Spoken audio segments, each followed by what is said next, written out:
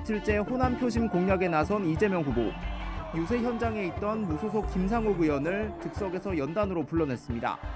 김상욱 의원 민주당에 오셔서 합리적인 보수의 가치를 잘 주장하고 실현해 가기를 격려하는 의미로 박수 한번 부탁드립니다. 이틀 연속 수도권에서 유세를 이어간 김문수 후보.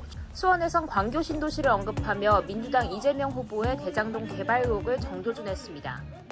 대장동보다 10배 이상 큰 데입니다. 10배 이상의 광교 신도시를 만들었지만 단 한 사람도 구속된 공무원 없지요. 갑자기 죽어버린 의문사한 공무원 한 사람도 없지요. 윤석열 전 대통령이 주말 오전 SNS를 통해 국민의힘을 떠나겠다며 탈당을 공식 선언했습니다.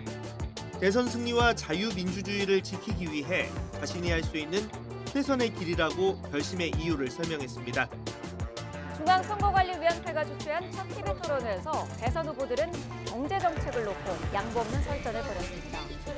윤석열 정권의 주무장관으로서 책임감 느끼거나 아니면 죄송하다는 생각 안 드십니까? 그거 사람이 일을 할 수가 없어요. 총리 탄핵하고 대통령 탄핵하고 또 경제부총리 탄핵하고 계속 탄핵해서 돈이 사라지지 않고 계속 그 한계 소비 성향이 일로 해가지고 계속 돌거든요. 무한동력입니까 그러면? 일로 돌지는 않죠. 그럼 극단적인 예를 한번 들어볼 거라니까요. 왜 그렇게 단순하세요? 술 접대 의혹이 제기된 지 닷새 만에 지기현 부장판사가 직접 입을 열었습니다. 지 부장판사는 먼저 제기된 의혹은 사실이 아니고 접대를 받는 생각도 해본 적이 없다고 밝혔습니다. 이른바 룸살롱 접대 의혹을 부인하자 민주당이 예고대로 지 판사의 사진을 공개했습니다. 민주당이 공개한 사진에는 지 판사가 룸살롱 의혹을 받는 곳에서 다른 남성 2명과 나란히 앉아있는 모습이 담겼습니다. 촬영 장소는 앞서 사진을 공개한 서울 강남의 한 룸살롱과 일치하고 동석자들은 지 판사의 직무 관련자로 의심된다는 게 민주당 주장입니다. 대선을 앞두고 보수 인사들이 잇따라 더불어민주당 이재명 후보 지지를 선언하면서 빅텐트를 넘어 그랜드 텐트라는 자평까지 나왔습니다. 민주당의 국민 빅텐트가 점점 커지고 있습니다.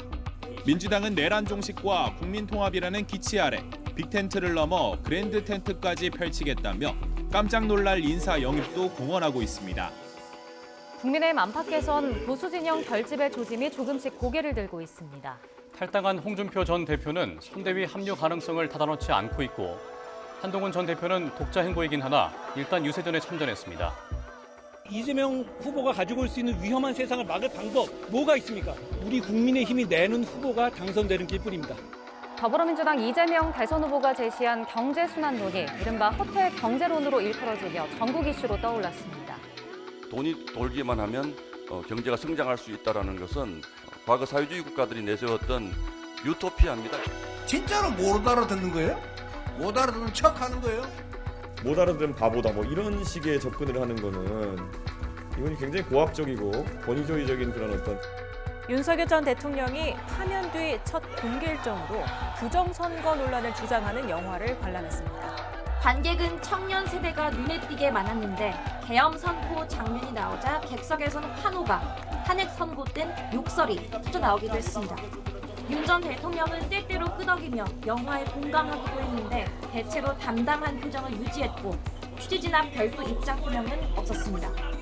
민주당 이재명 대선 후보는 공식 선거운동 기간 중 처음으로 제주를 방문해 유권자들을 만났습니다. 그 행위자는 살아있는 한 반드시 형사처벌을 받게 하겠습니다. 국민의힘 김문수 대선 후보가 당선되면 자신의 임기를 3년으로 줄이고 4년 중임제를 도입하는 등 정치 개혁안을 실천하겠다고 발표했습니다. 개헌 추진 과정에서 대통령 불소추 특권 역시 과감히 폐지하겠습니다. 개혁신당 이준석 대선 후보. 끝까지 개혁신당 이준석이라는 이름으로 승리할 거라며 대선 완주 의지를 거듭 분명히 했습니다. 국민 여러분께서 받아보실 투표용지에는 기호 4번 이준석의 이름이 선명히 보일 것입니다.